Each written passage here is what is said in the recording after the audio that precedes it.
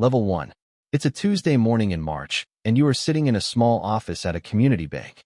The office is the kind of office that has not been redecorated since 1998. The carpet is a specific shade of gray-green that nobody chooses on purpose. There is a plastic plant in the corner. The fluorescent light above your head buzzes faintly. Across the desk from you sits a loan officer named David. David is in his late 50s. David has, on his desk, a small framed photograph of a fishing boat and a coffee mug that says "World's Best Grandpa."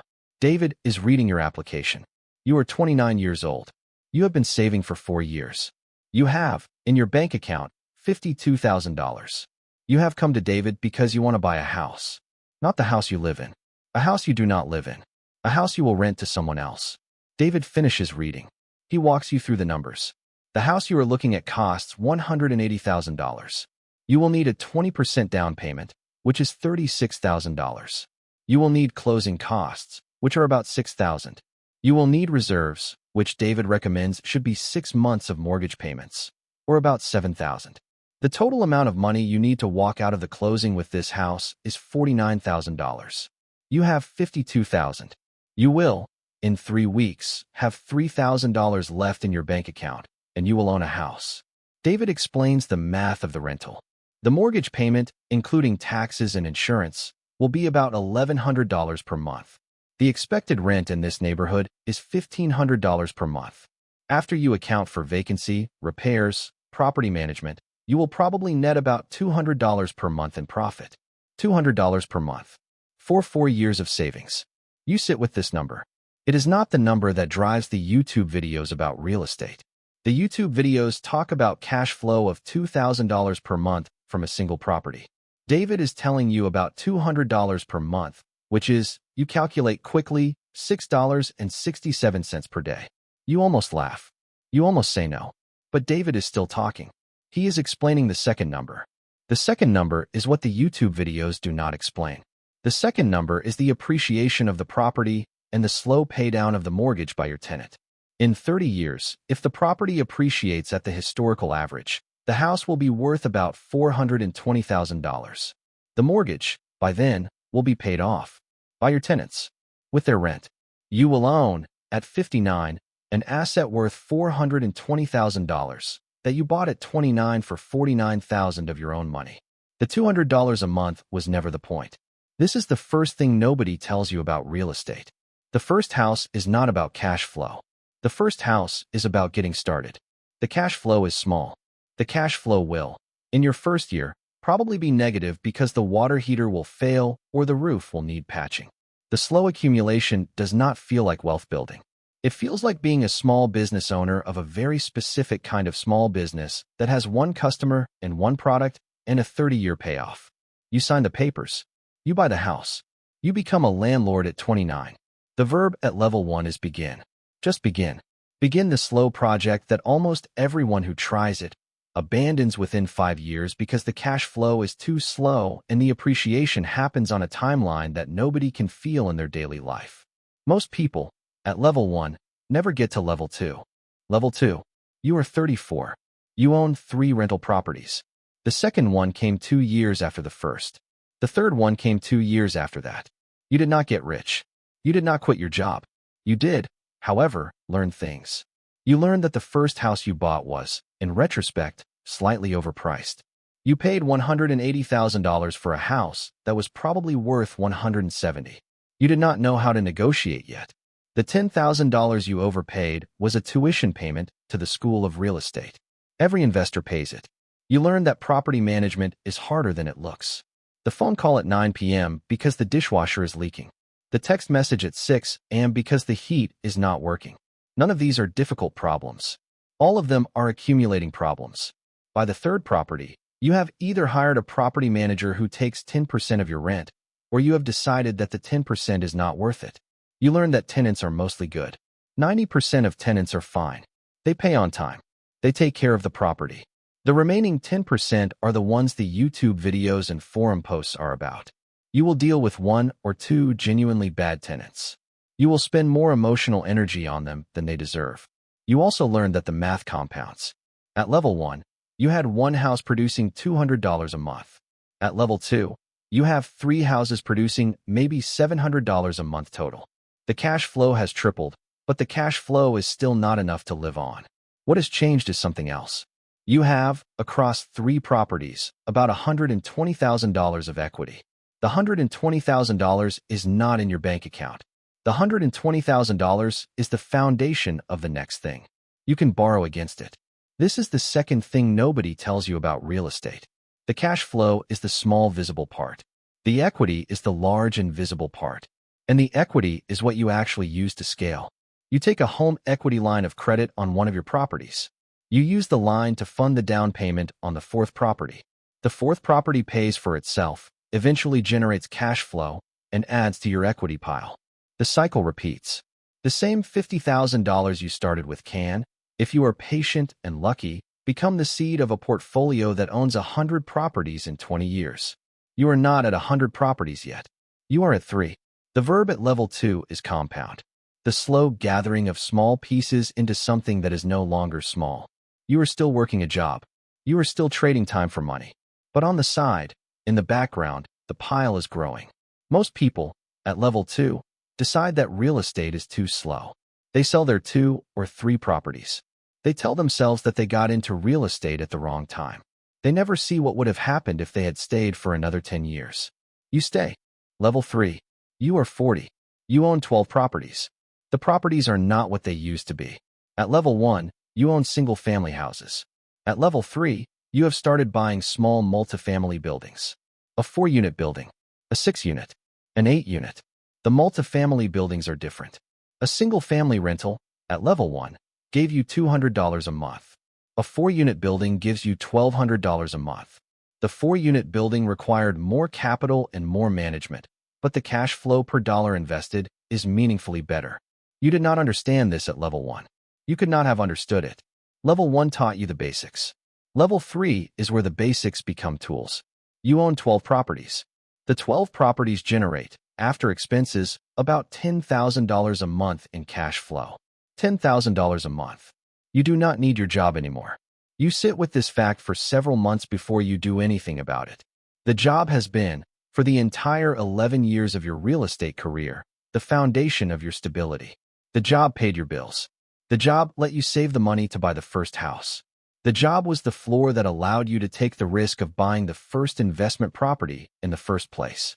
The cash flow from the properties has, slowly and without you fully noticing, replaced the floor. You quit the job. This is the third thing nobody tells you about real estate. The day you can quit your job is not a celebration. It is not a moment. It is a strange and slightly destabilizing transition that happens slowly over the course of a year, and that does not feel like the freedom the YouTube videos promised. The job had structure. The job had coworkers. The job had, whether you liked it or not, an external rhythm that organized your week. When you quit, the external rhythm disappears. You are now responsible for organizing your own week. Some people thrive in this. Some people do not. The people who do not often go back to having a job within 2 years, even though they do not financially need one. The structure was the thing they actually wanted. The freedom was a project they thought they wanted. You, at 40, are figuring out which kind of person you are. The verb at level 3 is transition. The painful and slow transition from being a person with a job and a side project to being a person whose project is the job. The transition takes longer than you expected. But on the other side of it, you become something the version of you at 29, sitting in David's office, could not have imagined. You become a person whose income comes from owning things instead of doing things. Level 4. You are 47. You own 42 properties. The 42 properties are spread across 3 cities. You no longer manage them yourself. You have a small team, a property manager, a bookkeeper, a handyman who is on retainer, a lawyer for the legal questions that come up 2 or 3 times a year. You spend about 20 hours a week running the portfolio. The other 30 hours you would have spent at a job, you spend looking for the next deal. You have learned, by now, that the deal is the actual product. In the early levels, you bought what was available. The first house was the house you could afford. The third house was the house your real estate agent showed you. None of these houses were terrible. All of them were, in retrospect, mediocre. They produced average returns because you bought them at average prices. By level 4, you have stopped buying average houses. You have learned to find the deals that other people miss. The estate sale where the heirs do not want to manage a property. The owner who has held the building for 40 years and is willing to do seller financing because his goal is steady monthly income. The bank that has a foreclosure they cannot offload and will sell to you, a known quantity, before they list it publicly. The relationships you have built over almost 20 years give you access to deals that nobody else sees. The deals are the asset. You have, in your portfolio, about $8 million of total real estate. You have, in equity, about $3 million. The cash flow is now substantial, about $30,000 a month after expenses. You live a comfortable life. You do not, however, live an extravagant life. You drive a 6-year-old SUV. You live in a 4-bedroom house in a nice, but not fancy neighborhood. You take one big vacation a year. The reason you do not live an extravagant life is that you have learned, somewhere along the way, that the extravagance is the trap. The trap, which catches almost every real estate investor at level 4, is to confuse the cash flow with available spending. The $30,000 a month is real. The $30,000 a month is also the engine that funds the next phase of the portfolio. If you spend it on a bigger house and a nicer car, you have stopped reinvesting. The portfolio stops growing. You have, without realizing it, capped your future at level 4. The investors who keep growing past level 4 are the ones who continue to live, broadly, the way they lived at level 3. The verb at level 4 is reinvest. The discipline of redirecting the available money back into the engine that produced it. Stopping here is fine. Stopping here is, in fact, a good life. Most people would be thrilled to stop here. But stopping here is also the choice to not see what is on the next level. You, at 47, decide to keep going. Level 5. You are 54. You own 190 properties. The portfolio has, in the last 7 years, transformed into something that does not fit inside the language of single landlord operations. You have a real company now. The company has 8 employees. The company has its own office. You are no longer, in any meaningful sense, an investor. You are a CEO. The portfolio includes single-family houses, multifamily buildings, a few small commercial properties, and one apartment complex with 72 units that you bought 3 years ago. The apartment complex was the moment you stopped being a small investor and became a small institutional player. The apartment complex cost $12 million. You did not have $12 million. You raised some of the money from a small group of partners. You financed the rest with a commercial loan. The loan was structured differently from the loans you took out at level 1. There was a 5-year balloon. The complex had to perform. If it performed, you would refinance in year 5. If it did not perform, you would lose it. It performed. You refinanced. The complex now generates $80,000 a month in cash flow. The complex is, in cash flow terms, larger than the entire rest of your portfolio combined. The lesson of level 5 is scale. The lesson of scale is that the work does not increase proportionally to the assets. Managing 190 properties is harder than managing 42, but it is not 5 times harder. It is maybe 2.5 times harder. The systems you have built, the team you have hired, the processes you have refined, all of them get more efficient as the portfolio grows. This is why level 5 is where the acceleration happens. This is the 5th thing nobody tells you about real estate. At a certain scale, the game stops being about real estate and starts being about deal flow. You are no longer competing with other landlords for properties. You are competing with other investment vehicles for capital. The capital, when you have it, is what allows you to acquire properties that nobody else can acquire. The properties produce cash flow. The cash flow attracts more capital. The cycle becomes self-reinforcing. The verb at level 5 is institutionalize. The transition from being a person who owns things to being an organization that owns things. The organization can do things you, as a single person, cannot do. The organization can outlast you. You, at 54, have built the organization. Level 6. You are 61. You own real estate in 8 cities across 3 countries. The portfolio is no longer something you can describe in numbers. The number is, broadly, $450 million in total assets, with about $180 million in equity. The cash flow is approximately $2 million a month. What the thing actually is is a small real estate firm with a recognizable name in 3 regional markets and a presence in a 4th international market. The firm employs about 50 people. The firm has, on its board, 2 former senior executives from larger real estate operations. The firm has a relationship with 3 institutional capital partners who fund deals you bring them. The firm is, in real estate terms, mid-sized. You have, in 27 years, gone from sitting in David's office at the community bank to being a person who has business meetings with senior executives at international banks. The work, at this level, is mostly relationships. You spend your days talking to people. You talk to capital partners. You talk to brokers. You talk to lawyers. You talk to local government officials about zoning issues. The deals at this level are not deals you find by driving around looking at properties. The deals at this level come to you because you are known.